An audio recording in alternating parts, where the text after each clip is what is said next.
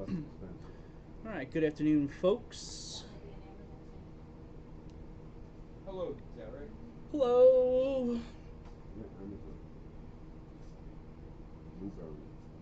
What's up? Good afternoon. Whew, quite the afternoon. I think we could not have traded that better, to be honest. Oh no. All right, let me do disclosure before I talk about it. I am an associate member of T3 Trading Group, which is an SEC registered broker dealer and member of FINRA SIPC. All of my trades are placed through T3 Trading Group. You should carefully consider whether trading is suitable for you in light of your own financial condition. Position disclosure added on TQQQ, Tesla, and NVIDIA shorts. None of them are that big, especially because they close so well in my favor. I see the Qs here just popped a bit after hours. Just give me a quick second. Okay, yeah, so let's talk about it. So, 50 basis points. The cutting cycle has begun. 50 basis point cut from the Fed. I thought they were going to do 25. I really did. But that Fed whisper at the Wall Street Journal was starting to hint towards the 50, and usually that tends to be the direction, what the Fed whisperer says. We've seen that in the past when there have been some things that might be a little bit on the fence going into an event. So that's what happened. We got the 50 basis point cut. Now, my expectation coming into today, honestly, was that I did not have a lot of confidence that the market would move necessarily higher. So I had decent confidence that the market would move lower if we cut by 25 basis points. But with relative strength in Mag 7 and relative weakness in IWM, XBI, etc. If the 50 basis point cut comes in, I still felt the risk was to the downside, but I did not have the same degree of confidence. And I felt with the 50 basis point cut, then you would see relative weakness in Mag 7 and Qs, and a little bit more strength in the IWM. And that's more or less what happened. We did get an initial reaction higher, and the initial reaction higher makes perfect sense. On the surface of things, 50 basis point cut looks very dovish, and the market is going to be stimulated by it, and everything should be able to move higher. And we didn't fully price in that 50 basis point cut. It was like I don't know. I saw everything from like 55 to 65% priced in this morning before the market opened. So it was not fully priced in no matter what was going to happen. So we got the 50 basis point cut, exceeds the market's expectations. The initial uptick makes sense to me. IWM led the move, makes sense to me. But the fact that we kind of failed down and closed weak honestly also makes sense to me. We discussed this in the past, a couple things. One is the market can be scratching its head and saying, well, why is the Fed cutting by 50 basis points? It seems a little bit extreme. If you ask my opinion, I've been saying for pretty much all of 2024 that the Fed should be cutting.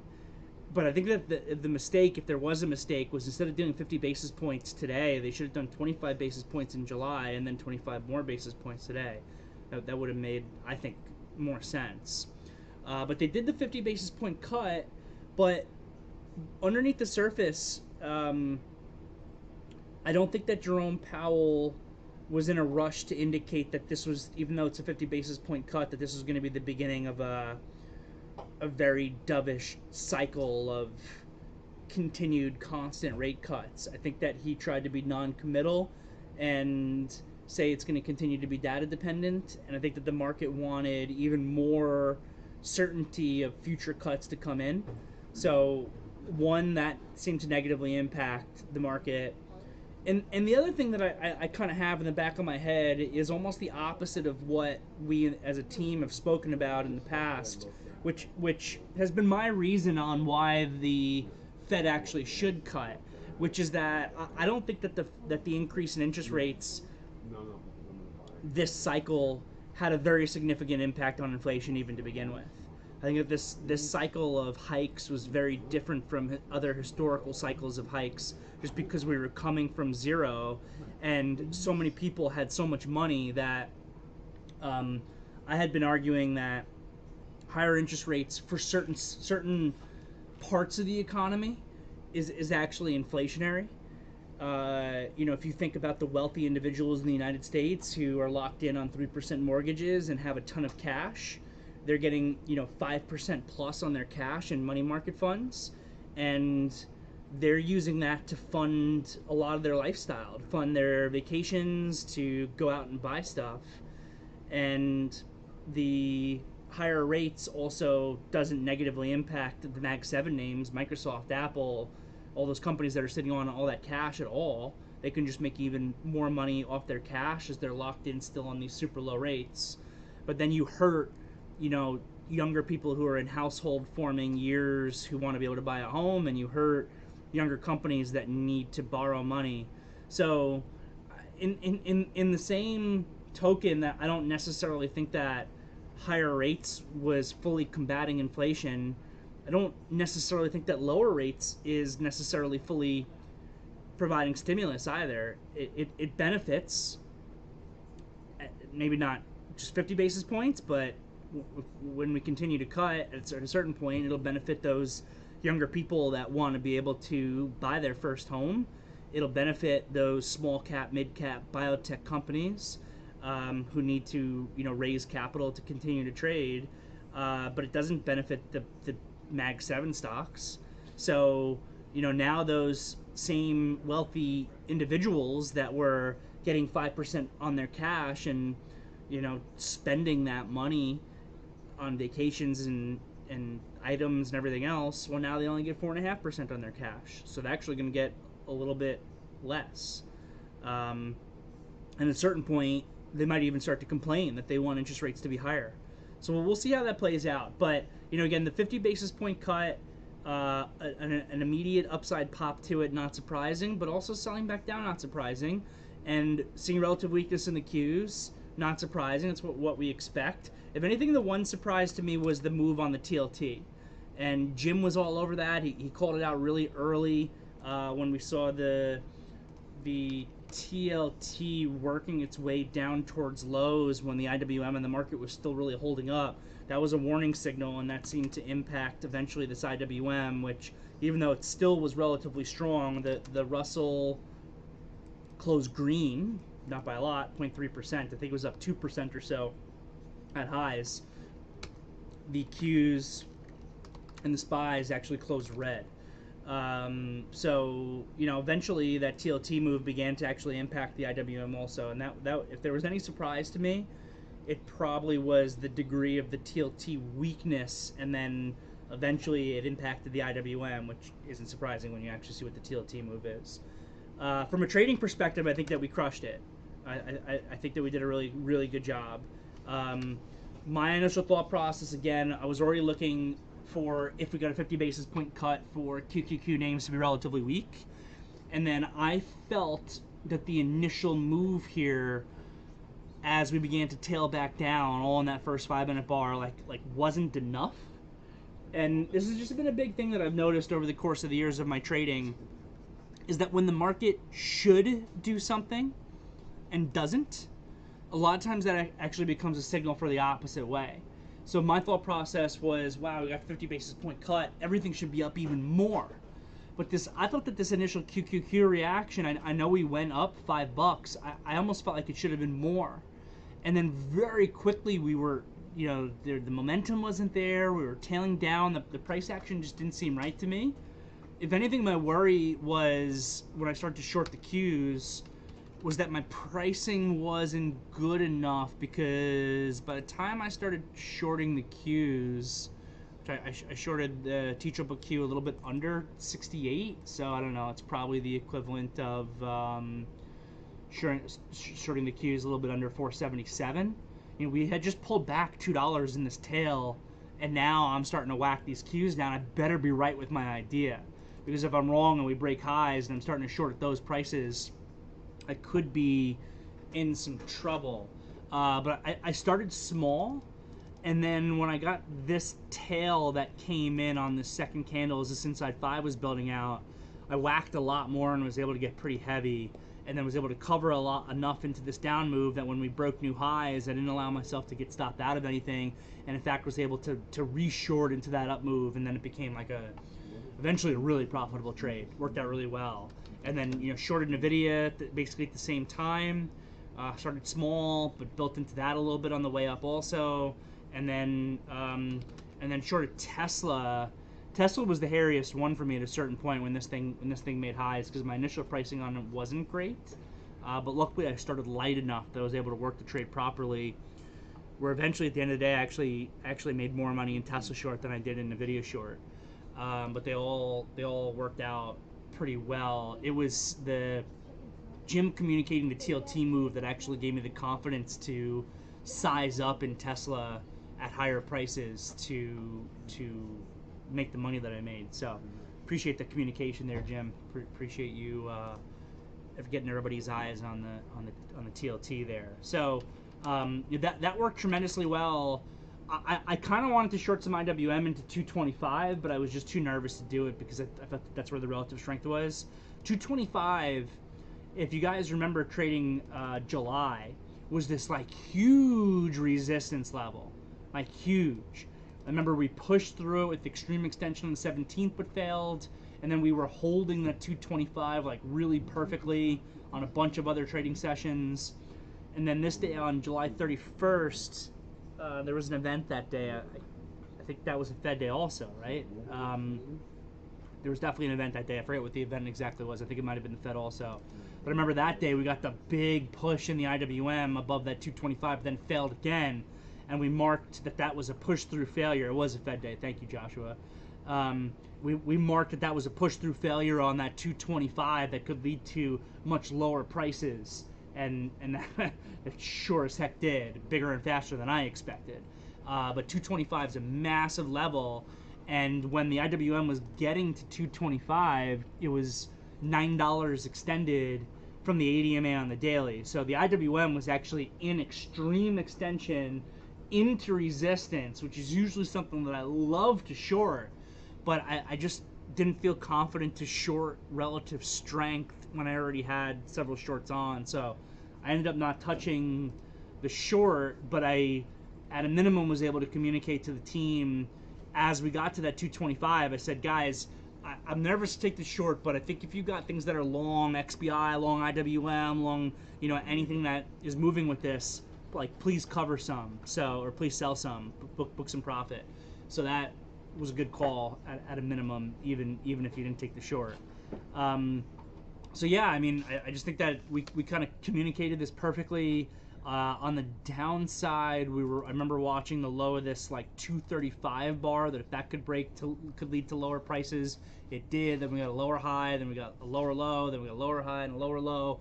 So we'll now see what happens tomorrow, because as Pat was saying, what the Fed does, what the market does in the 2 hours after a Fed announcement sometimes is completely irrelevant to what the market does the day after the Fed.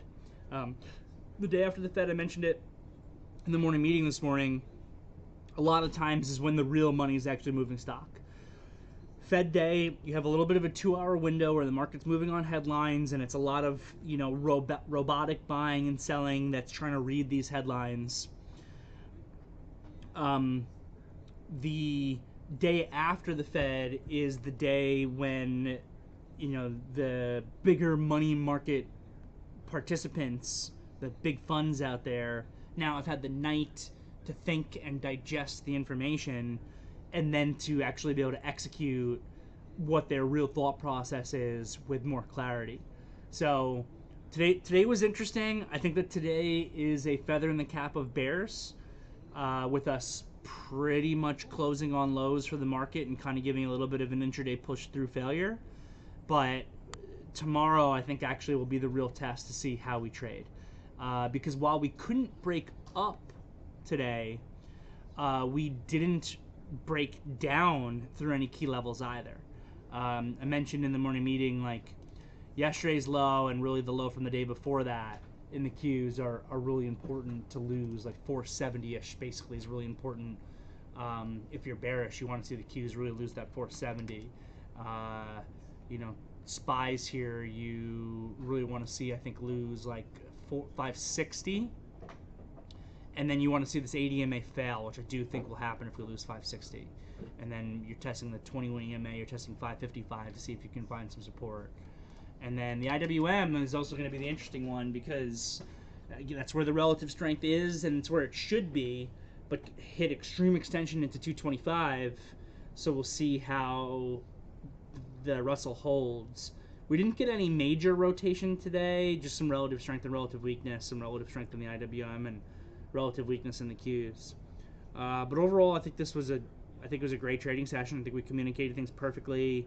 I think we were really on point with our thought process for the market, communication on the execution, and even some earlier cute trades in the morning before the Fed even happened. We were patient and were able to find some spots to pick out some cash for ourselves. So overall, I would say today was a job very much well done by the team, and I hope that you guys were able to be profitable off of it. And that's pretty much all that I've got. I am happy to answer any questions that any of you guys may have. I'll start with a question from Tate that he put in before the meeting started. Then he said he had to run, so hopefully he'll watch the replay on YouTube for the answer. On momentum plays with extreme extension, like in Lunar, which is one of the names that we were focusing on a little bit today, have you ever noticed that the ADMA catch up, so probably right around here, about 10 a.m., a little after 10 a.m., the ADMA catches up after the next bar is formed, potentially causing you to miss the buying opportunity if you're waiting for the moving average to bid? If so, I'm assuming you would still consider it a catch up and you would need to plan accordingly if you miss the entry. Yeah. So basically the gist of the question, if I understand it, is so I love the trade, and in some ways this was really textbook today, of like that ADMA catch up trade on a news name or an earnings name to like a base that's being formed to be able to capture like a bounce. Or sometimes the opposite, and a really big gap down, you get that opening initial bounce, it bounces back over the course of 15 or 30 minutes, catches up to the ADMA, it's no longer extended on that 5-minute chart, and then you can look for some sort of pivot high to short versus. So this was, again, pretty textbook. Lunar had some news here, gapped up really big, eventually started to kind of grind lower with this downward triangle, descending wedge type of pattern. And then as the ADMA catches up, you get a break higher on that wedge and you get a really nice momentum move. That was, I think, a great trade. It ends with this inside 5 that breaks up. Now the gist of Tate's question is, well, if you're looking for perfect execution, well, it never actually touched the ADMA. And I definitely agree with the thought process. What I really like is like when you get like the doji tail that tails right to or a little bit through that ADMA, and then it's tailing back up and you're buying versus that low. That's what I really like, because you definitely have the confidence that the thing is no longer extended at all. But sometimes you get the moving average that catches up a little bit to price, and that can make the execution then a little bit more difficult. So you have to just recognize that the way moving averages work is that this will continue to move higher as long as the stock price is above where the moving average is. So when you get this pattern like this one, it never perfectly touched that ADMA, but you got this inside 5 here, and you need to be forward-looking enough with how charts work to be able to recognize that if this inside 5 breaks to the upside, then, because again, the moving average will continue to move higher as long as the stock is trading above that moving average. If this inside 5 breaks to the upside and you begin to get an upside move, then this ADMA is very quickly going to be at the low of like that inside bar base that was built out. So you just kind of have to anticipate that a little bit and then recognize this is a really good pattern. It's a really good pattern. This descending wedge break with an inside 5 as the ADMA catches up to catch a momentum move up. You kind of have to anticipate that is how those moving averages will work off of that type of chart pattern to be able to profit off of it. So that was a question from Tate before he had to run, so just wanted to review that for him, and hopefully he'll capture the replay. From Bill, here's a chart going back to the last FOMC minute release price level. Oh, interesting. Going back to the last FOMC minute release, so back in August. Wow, that's incredible how well that chart is holding that level. We kind of closed almost at it. Interesting. Thanks, Bill. Short-term key pivot level for the SPYs is approximately 552.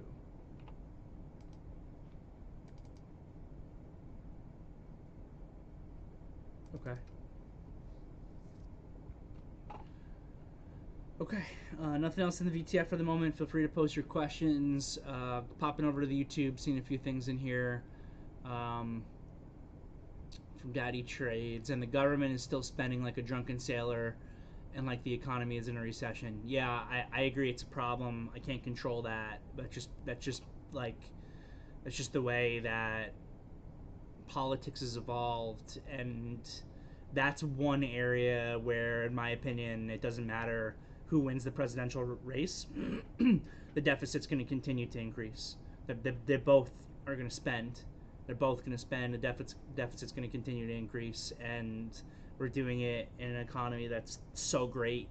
I think it was in the Charlie McElligott note that Bill posted earlier that just kind of referenced how like we can't deal with any economic pain anymore at all.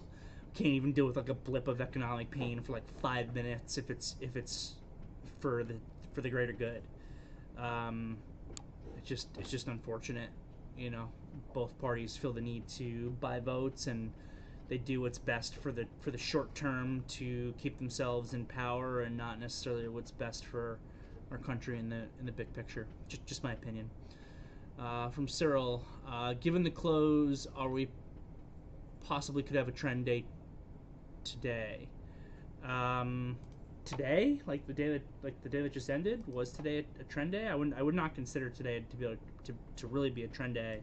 The Qs kind of started to have a little bit of a sloppy trend down in the last hour or so, but the real question will be if tomorrow is a trend day.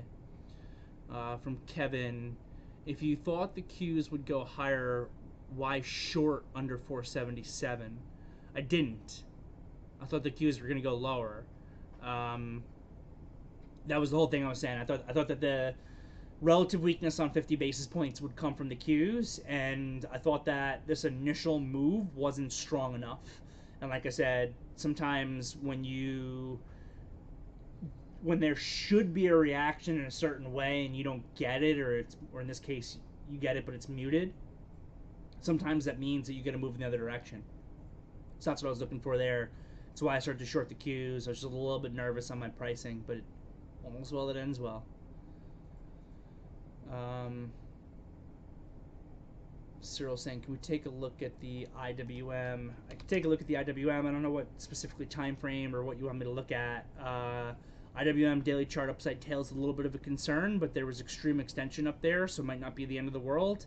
Close at 220 with the ADMA at 216, so you still have $4 of extension in the IWM, which is a moderate amount. At one point at highs today, it was extremely extended.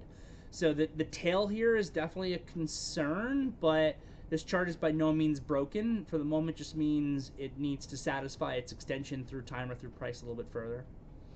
And then on the intraday, it stayed relatively strong, and was able to make a new high here at 235, even though SPYs and Qs did not.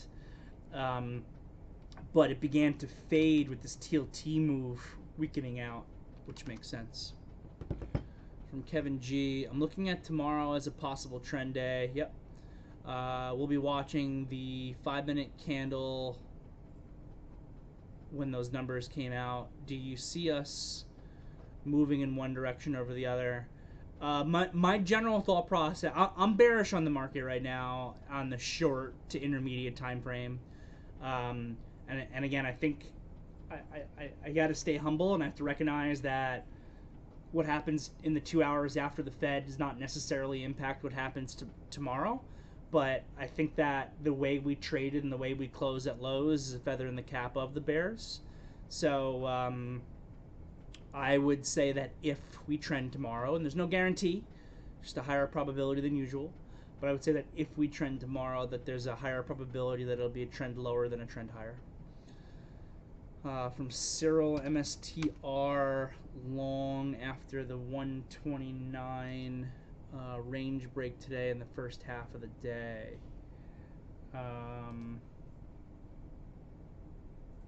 When it broke up here, you took a little bit of a trade there. Yeah, I don't really ever look at this name or trade it, to be honest. I would assume it moves a little bit with Bitcoin, but Bitcoin did not break up at that time. I don't really have any feedback for you on this trade, to be totally honest. I don't love the spot in the daily chart, which for me is the most important thing. I think the daily is a little sloppy and range bound.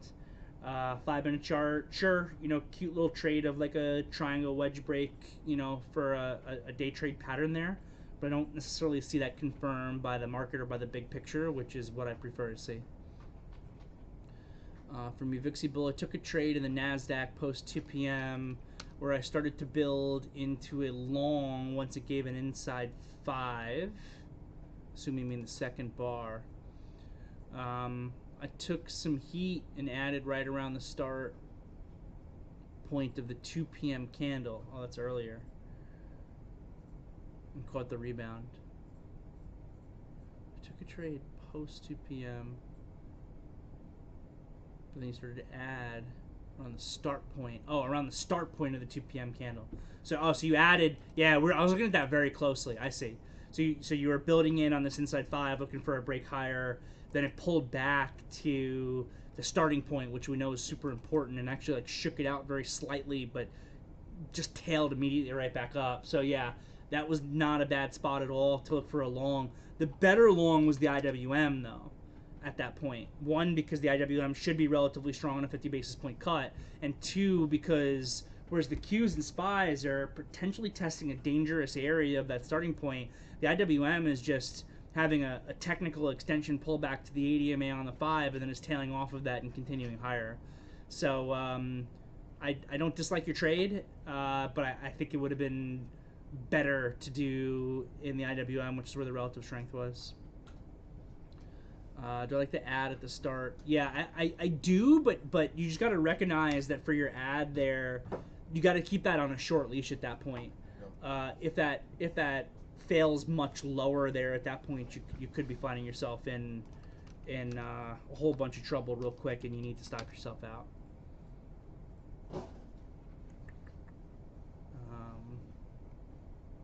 No problem, guys. Back over to the VTF.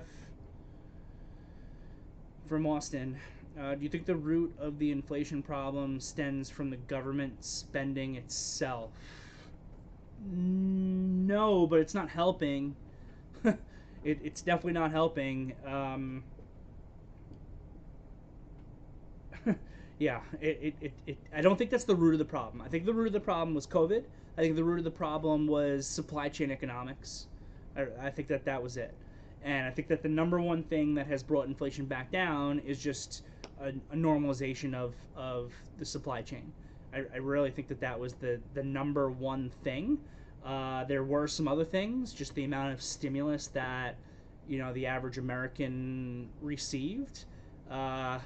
We honestly learned, I think, in COVID in some ways that, unfortunately, so obviously, a huge wealth division is a problem. You don't want to have, I think, a wealth division as big as we actually have it with the haves and have-nots. But at the same time, you can't really have everybody be a winner either. Because then you get inflation. You run into a situation where everybody has a lot of money, so everybody's willing to spend, but also everybody's got a lot of money, so no one wants to do more menial jobs, which then means that you have to pay those people even more, which then increases inflation even further. So you kind of have to have an economy of poorer people and wealthier people to have an economy that can function properly, and you can't have everyone be wealthy all at once, which is why having immigration is a good thing. Um, not saying illegal immigration necessarily or anything like that, but you have to have what America's always been known for, which is bringing in people who are hungry and who are willing to do the dirty jobs and make less money to give their children an opportunity to be able to benefit. When all of a sudden just everybody's got a lot of money, then you create inflation because again, people don't want to do the dirty jobs. You got to pay people even more to be able to do that, and then they're just spending and spending even more money. So those are some problems as well, and we're seeing that lower income level is beginning to struggle again. We're seeing that those jobs are beginning to get taken again. We're seeing that the increases in wage growth have slowed down now in a big way. So those are the things that I think have reduced inflation more than honestly what the Fed has done. But first and foremost is supply chain stuff. And then if the government really wanted to bring down inflation, then they should have spent less. I mean, one thing that I've been very against is like the relieving of student debt that the current administration has done. Especially if you want to try to reduce inflation, you can't just give away free money and say, hey, I know that you took a bunch of loans out, but we decided that you don't need to be held liable for those loans. I mean, it's just insane, and it's very inflationary. It just doesn't make any sense. So there's definitely an effect there, and I think good fiscal policy means that when you have a good economy, that you run the government. What's the word I'm looking for? Not at a deficit. The opposite of a deficit. You run the economy in a way where you are kind of resupplying at a surplus. Thank you. Thanks. And then when you are in a period of time of economic difficulty, then you run at a deficit to stimulate. I think that is it's basic economics, but like I said, politicians are just so short-term focused about staying in power and things like that now all anybody does is spend, and it's problematic. Yeah, for sure. I am definitely for some term limits. So yeah, Austin, I hope that helps with your question. From Jeremy, in LUNR and Lunar, the convo wasn't factoring in pre-post market trading. No, it's not. That ADMA catch up only looked to work, not having that info on the charts to see it that way. In gappers like that, do you have any experience to state not to use extended hours pricing info? I pretty much never use extended hours pricing information once the market opens. Most of the time, for most names, it's useless. It's not useless when there's a lot of volume. When's there going to be a lot of volume? Well, on a news name is when there's going to be a lot of volume. So if there's no volume, all it does is distort your charts. So you want to have that off. If there's a lot of volume, then it doesn't distort the charts in the same way. You can garner information from the levels that came after hours. But even looking at this, and this name was very in play, look at the volume between 9:30 and on from 9:30 before. Sure, there was a lot of volume pre-market in LUNR, more than it does in a typical day during market hours, but it was nothing compared to what the stock actually did after it opened. So I look at pre and post market action in the pre and post market, and I'll make note of important levels, especially on earnings days. But when the market itself actually opens, I don't look at it. And for whatever reason, these chart patterns that I've noticed over the years with how equilibrium works on these small time frames with those moves is very specifically with not having the pre-market data on. So appreciate the question, Jeremy. From Rex, questions about my trade today in Vivos, VVOS. VVOS had some news with the FDA. It has only a 3 million share float. What did it do today? It did 74 million shares. Okay. I took a trade at $3.20 at 9:35. Okay. After, so same kind of deal here, almost as what we were just discussing with LUNR, but different. Gap up on news, but all in like the first 7 minutes or so, it fully satisfies that gap. It pretty much tails down to the ADMA and then begins to work its way up. Rex recognizes that it pulled back in, recognizes that it's in play. Low float name compared to how it's trading. Buys the stock, I assume, off that low back through 320.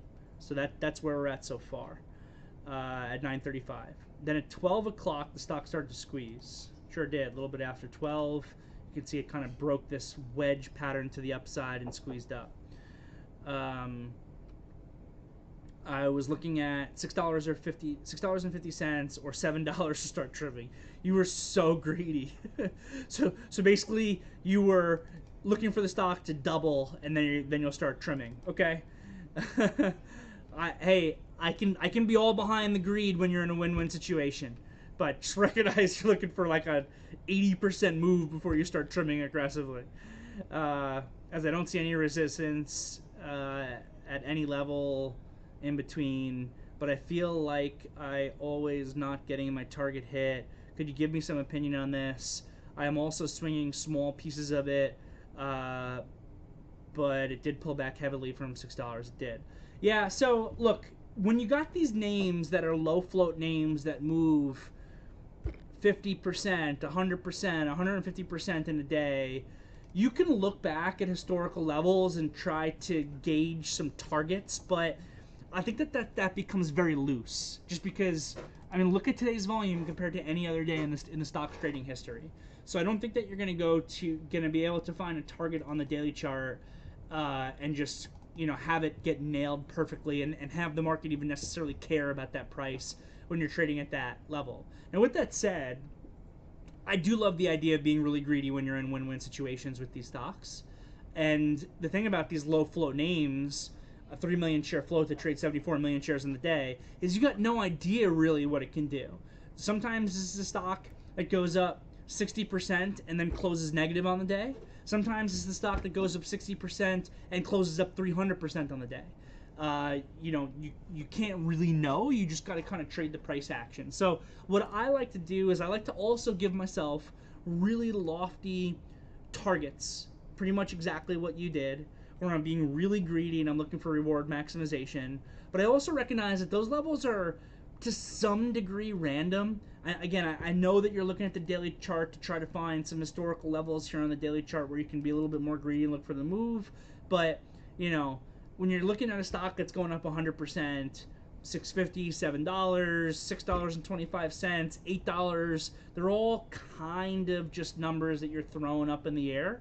So I think it becomes more of like position management around those extreme targets that you're having more than anything else, which is why I like to have a game plan of kind of, sure, I'm going to be really greedy with a target, but I'm also going to be, you know, booking some incrementally on the way up because I don't know exactly where that target's going to be.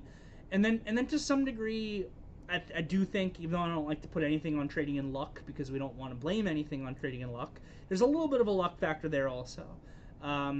You know, if like I said, it's somewhat random where it's going to get up to. You got a target of 650. It happens to go to 6.